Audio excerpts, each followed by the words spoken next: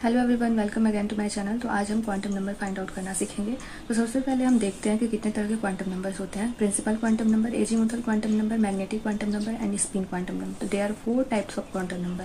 तो सबसे पहले हम देखते हैं प्रिंसिपल क्वांटम नंबर। जो प्रिंसिपल क्वांटम नंबर है वो हमें शेल्स की जानकारी देता है कि इलेक्ट्रॉन कौन से शेल में प्रेजेंट है। तो इस चार्ट के थ्रू हम देख लेते हैं। यदि n=1 है तो इलेक्ट्रॉन के शेल में प्रेजेंट है।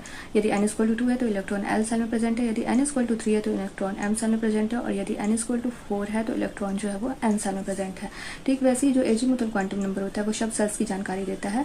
तो l=0 है तो इलेक्ट्रॉन s सब शेल में प्रेजेंट है। l=1 है तो इलेक्ट्रॉन p सब शेल में प्रेजेंट है। l=2 है तो इलेक्ट्रॉन d सब शेल में प्रेजेंट है। और यदि l=3 है तो इलेक्ट्रॉन f सब शेल में प्रेजेंट है।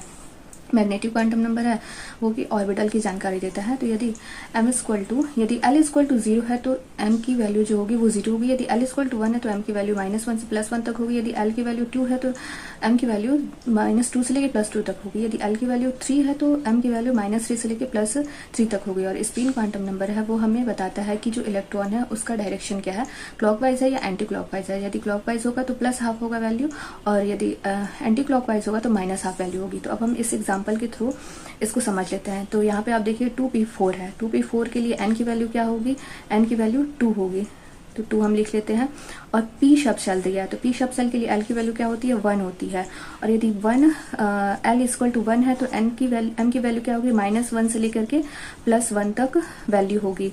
अब हम इसको ऑर्बिटल में बना करके देख लेते हैं, क्योंकि इसमें जो इलेक्ट्रॉन्स हैं 4 इलेक्ट्रॉन है। तो हम इलेक्ट्रॉन को फिल करके देखते हैं 1 2 3 एंड 4। जो चौथा इलेक्ट्रॉन है वो -1 +1 एंड +1। तो जो चौथा इलेक्ट्रॉन है वो कौन सा ऑर्बिटल में प्रेजेंट है, -1 वाले ऑर्बिटल में प्रेजेंट है। तो जो m की वैल्यू है वो -1 होगी। एंड इसका जो डायरेक्शन क्या है, डाउनवर्ड है, तो ये -½ वैल्यू होगी। तो इस तरह से हम चारों क्वांटम नंबर को फाइंड आउट कर लेंगे। Thank you.